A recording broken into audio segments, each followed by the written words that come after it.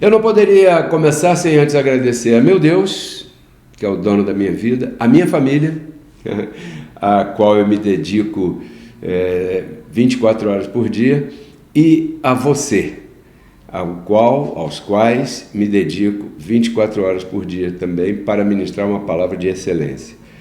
Muito agradecido a todos vocês que me ajudam a fazer a palavra correr, e também, de um modo exclusivo, eu quero aqui agradecer a todos vocês que têm confiado naquilo que eu ensino aqui e que está escrito, dizendo que aquele que planta, colhe. Você tem plantado, aos que têm plantado, aos que têm semeado aqui, eu declaro que essa colheita você já está recebendo, né? E declaro que você colha infinitamente mais. Portanto, não deixe de semear. Bom, o tema hoje, como eu te falei agora aqui no princípio, se chama Abundância ou Escassez, você decide. Eu coloquei uma foto, claro que eu copiei, né, da internet, coloquei aí essa foto para dar uma ideia de que nós estamos andando num determinado caminho e nós temos de um lado um panorama e de um outro lado um outro panorama, e os dois panoramas estão à nossa disposição. Isso quer dizer que nós decidimos para qual panorama nós nos dirigiremos no dia de amanhã. Antes eu quero dizer para você que o propósito desse tema não é reganhar ninguém, ou seja, puxar a orelha de ninguém, não é nada disso. É um tema de consolo, é um tema de educação, de ensino, é um tema de conforto, é um tema de apoio e é um tema principalmente de ensino e conhecimento, onde você vai ouvir aqui de mim as palavras que Deus colocou no meu coração, né, para que eu transmitisse a congregação dele, que é você, né? Então esse é o propósito aqui, tá bom? Nós vamos falar aqui de coisas tremendas que eu tenho certeza que vão dar uma sacudida. Aliás, se você se dispõe a assistir uma reunião dessa aqui, uma ministração dessa, uma palestra dessa, ela tem que ter um conteúdo que te sacuda, afinal de contas você está aqui para crescer junto comigo, né? Então, nós fomos... Como é que eu vou começar? Peraí. Nós fomos escolhidos por Deus para chegar a um determinado destino. E a isso se chama predestino, predestinação. Ou seja, você está selado e carimbado para chegar lá. Agora, não está decretado por Deus o que vai te acontecer durante o caminho. Isso você vai escolher o que vai te acontecer no caminho. Lembra de Jonas? Vamos lembrar aqui de Jonas. Muitos de vocês já ouviram falar a respeito de Jonas. Outros não ouviram falar, e você não tem obrigação nenhuma de conhecer isso. Eu estou aqui para isso.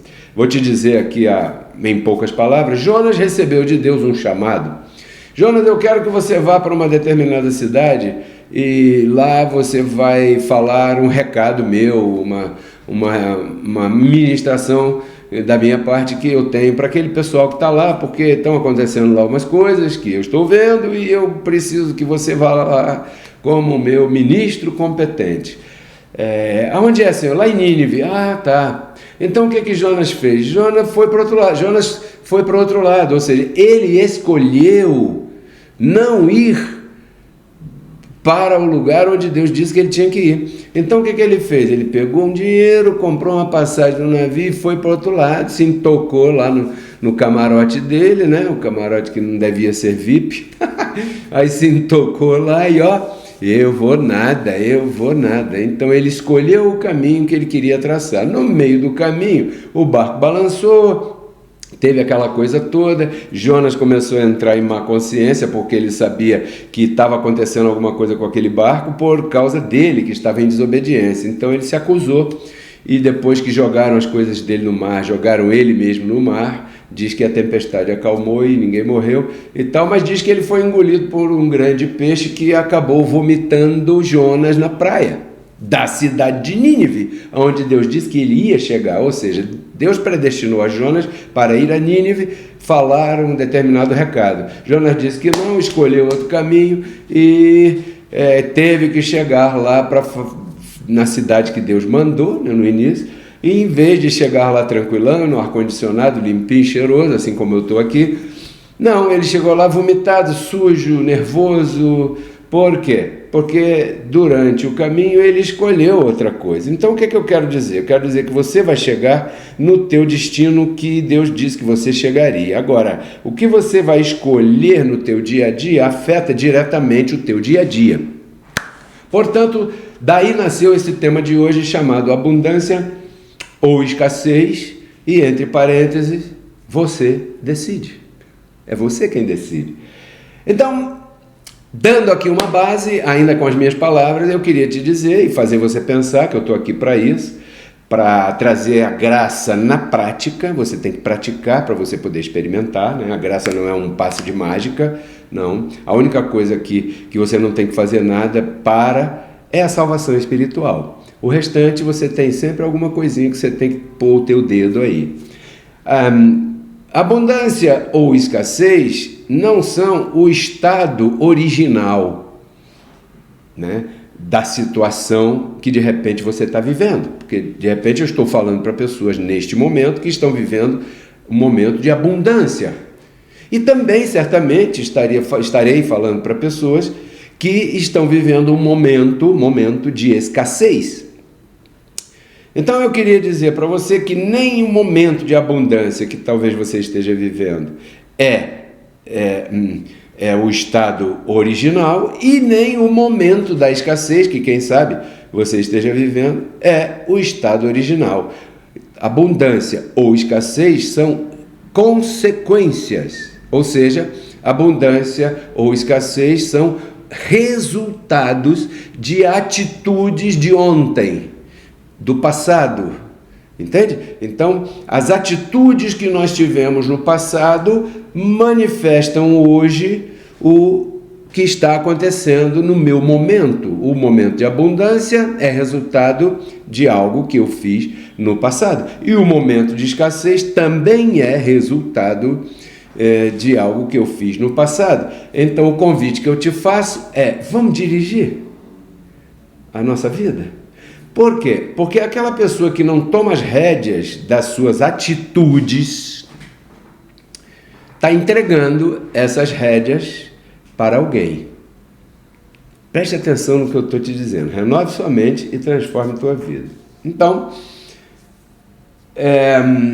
são momentos resultantes. Hoje eu quero te falar a respeito da diligência e da negligência, que é o que causa esses dois momentos. Por exemplo, eu vou te falar um pouco sobre a mão diligente e vou te falar um pouco sobre a mão negligente. Eu coloquei aqui, preparei com muito carinho, Provérbios capítulo 10, verso 4, se você quiser saber um conselho a respeito do teu sustento.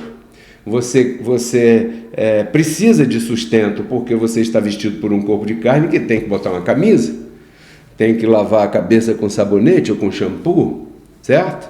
Você tem que pegar um transporte para ir para aqui, para colar, tem que ir para a escola, tem que calçar, tem que comer, tem que ter energia elétrica, quanta coisa. Então você tem que ter um sustento, sim ou não? Verdade, né? Então vamos falar sério aqui, porque não estamos aqui para perder tempo com bobagem, nem com coisas para um futuro que não é assim que funciona. Vamos falar do hoje.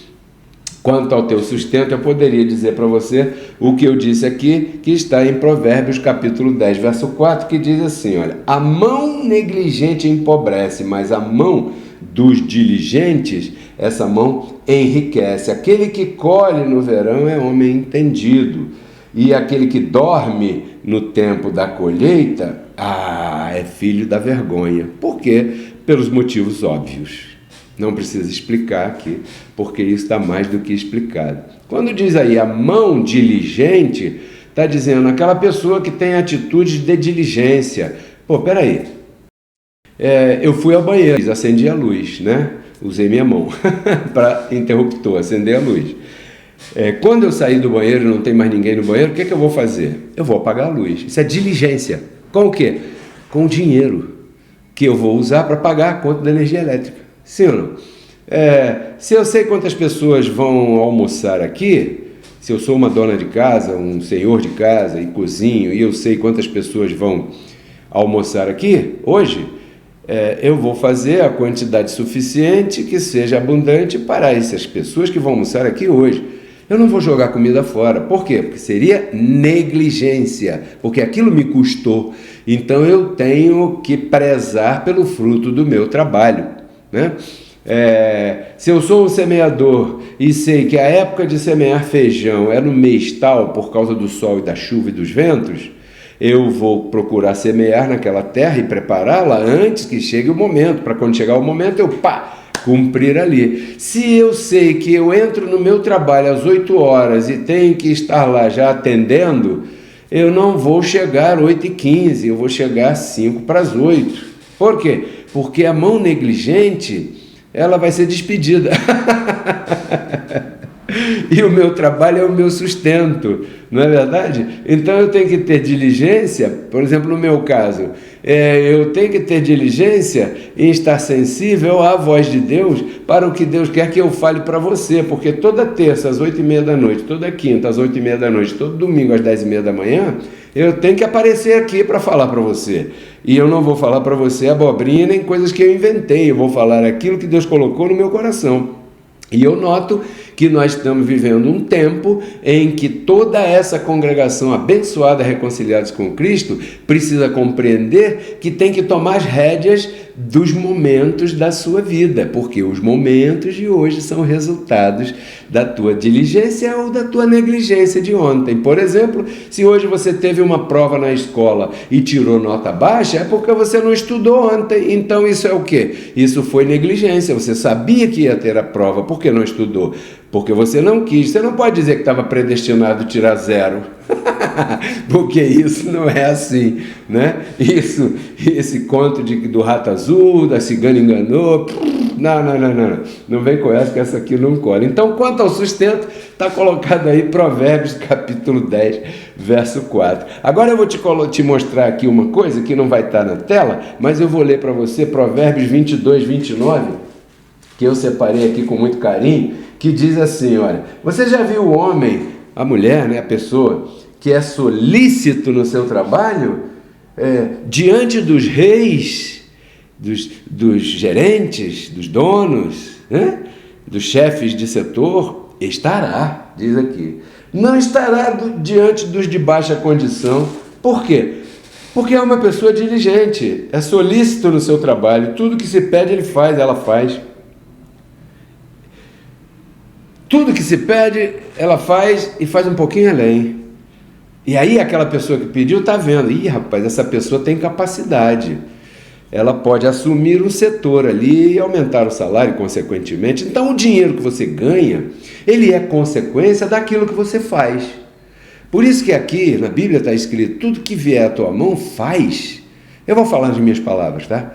Faz como se fosse o último dia da tua vida, faz bem feito, faz direito, sabe? Faz bacana, faz de uma maneira que você mesmo se sinta feliz com aquilo que você fez, entendeu? Por quê? Porque isso tem resultado. Se não for nessa empresa que você está, vai ser em outra que você vai receber um salário maior. Porque está escrito isso aqui, e são coisas que vemos no dia a dia, porque essa graça que estamos pregando, daqui a pouco eu vou te mostrar versos da graça que vão em linha com o que eu estou dizendo até aqui. Por enquanto eu estou te falando de coisas do Velho Testamento, né? Então, por exemplo, um segundo verso, o terceiro verso aqui agora é esse aqui, ó. Quanto às tuas atitudes. Outro dia eu ministrei um tema que explicou muito claramente que as tuas atitudes são uma forma de semente. Em Provérbios capítulo 12, verso 24, diz aqui o seguinte, ó. A mão dos diligentes será dona, assenhoreará. Mas a negligência será tributária. Sabe o que é tributária? É aquela que está sempre devendo, sempre tem que pagar mais. Por quê? Porque esqueci as minhas faturas. Chega as minhas faturas, eu tenho uma gaveta aqui e eu jogo na gaveta. Isso é um exemplo, tá? Eu não sou assim. Eu aprendi isso depois de muito apanhar na vida. Então tem uma gaveta aqui, eu jogo na gaveta, e aí eu esqueço, aí passa o dia, aí eu vou lá e pago, aí na outra fatura vem o quê? Vem juros. Isso é tributário. Por quê? Por causa da negligência com esses detalhes. Aí você está deixando escoar entre os teus dedos as tuas finanças, o fruto do suor do teu trabalho. E quem sabe hoje você esteja vivendo um momento de aparente escassez, porque esse dinheiro está saindo nos juros do cartão de crédito, nos juros do cheque especial, nos juros da fatura A, B, C e D, porque você não se organizou e não conseguiu pagar aquilo ali no momento certo, quando tinha que pagar, para não ficar devendo a verdugo nenhum. Então, quanto às tuas atitudes, aí está. O terceiro verso é esse: quanto às coisas materiais, segundo aos Coríntios, capítulo 9, verso 6. Quer proteger tuas coisas materiais? O que está escrito? Eu vou relembrar para você aqui, segundo aos Coríntios, capítulo 9, verso 6, que diz assim, ó: aquele que semeia escassamente, também colherá escassamente. E aquele que semeia generosamente, também colherá generosamente. Então, com relação às coisas materiais, está ligado muito àquilo que você semeia. Olha só, abençoado, tem muitas pessoas, algumas, né? Muitas não. Muitas pessoas são diligentes, mas tem algumas pessoas que são nécias e são negligentes e não gostam quando um ministro da graça fala a respeito desse assunto de dinheiro, de controle financeiro, de coisas materiais, né, de abundância ou escassez. Então eu queria te explicar aqui. Preste atenção. O Evangelho da Graça diz, o apóstolo Paulo fala a Timóteo dizendo assim: o amor ao dinheiro é raiz de todos os males. Prestou atenção? Ele não disse o dinheiro é raiz de todos os males. Não. Você não pode ser escravo dele. Você tem que colocar o dinheiro que você tem a teu serviço. É o contrário. Então, não é o dinheiro é a raiz de todos os males, tá? É o amor ao dinheiro. Então, eu não tenho que ficar pensando no quanto eu vou ganhar. Eu tenho que fazer o meu trabalho da melhor maneira. Entendeu? E o dinheiro que vai me chegar é uma consequência do trabalho bem feito ou do trabalho mal feito que eu fizer. Isso é só uma consequência. Isso é só um momento aí. Quando o apóstolo Paulo fala aqui de semear escassamente, semear generosamente para poder colher ou escassamente ou generosamente, em outras palavras, ele está dizendo escassez ou abundância? É você que escolhe, entendeu? Mas você não escolhe depois, você escolhe no momento de semear. Então, se você não sabia, deixa eu te dar uma informação. Jesus de Nazaré, nos seus dias de carne, Deus nos dias de carne, ele falou, nos seus 3 anos só de ministério, 20 parábolas acerca do dinheiro. Por quê? Porque o dinheiro é algo especial, certo? No sentido de que, se você não controlá-lo, ele vai te colocar em problemas. Em situações difíceis. Tá? Se você não controlá-lo, ele vai colocar você numa situação difícil, tá? O que você deve fazer? Pegue um papel e uma caneta e anote quanto você custa por mês. O que é isso? Aluguel, conta de luz, mercado, sabe? Coisas que você sem ela não respira. Sem elas não respira. Então você pega essas coisas e coloca ali. Vai dar um valor. Então aquele valor é o teu custo, né? O teu custo. Aquilo ali você tem que garantir, no mínimo, né? Separar e garantir. Não posso mexer nisso aqui. Outra coisa que você não pode mexer, a tua semente que você vai plantar aqui no ministério, você não pode mexer. Outra coisa que você não pode mexer, você tem que separar no mínimo 10% e guardar na tua casa, sabe? Isso aí você tem que fazer. Ou aplicar numa aplicação financeira, ou você tem que guardar na tua casa. No mínimo 10%, guarde aí. E aí você pega aí os 80%, os 70% que sobrarem e calcula dentro daquilo que eu acabei de te falar. Aluguel, comida, energia, não sei o que, roupa, não é? E põe aí. Aí você está começando a saber aonde está indo o teu dinheiro, para você começar a fazer contas. E quando você for fazer um projeto, você saber de antemão se você vai ter dinheiro para terminá-lo, começá-lo e terminá-lo, ou não. Se você não sabia, eu vou te dizer outra. Jesus de Nazaré, em Lucas capítulo 14, verso 20 e tantos, ele falou assim, quer ver? Aqui diz assim, ele disse assim, olha, você, quando for fazer uma construção, faça as contas primeiro para ver se você tem dinheiro para começar e acabar, para depois o pessoal que passar lá não ficar zoando de você. Lucas 14, 28, olha só o que diz aqui. Porque quem de vocês, querendo edificar uma casa, construir, fazer um negócio, né, fazer qualquer coisa, não se senta primeiro e calcula os gastos para ver se tem o que necessita para poder terminar? Para que não seja que depois que tenha colocado o cimento, o fundamento e tal, e não possa terminar a obra, todos aqueles que passarem na rua comecem a fazer zoação de você, fecha aspas. Então Jesus estava falando aqui, olha gente, se organiza, pega o dinheiro que você tem, faz conta, semeia para o ministério que te ensina, né? Pega o cartão de crédito, usa e paga a fatura toda. Se você não puder pagar a fatura toda, não compra. Porque se você comprar no cartão de crédito e não pagar a fatura, no outro mês, os juros que eles vão cobrar é dobrado.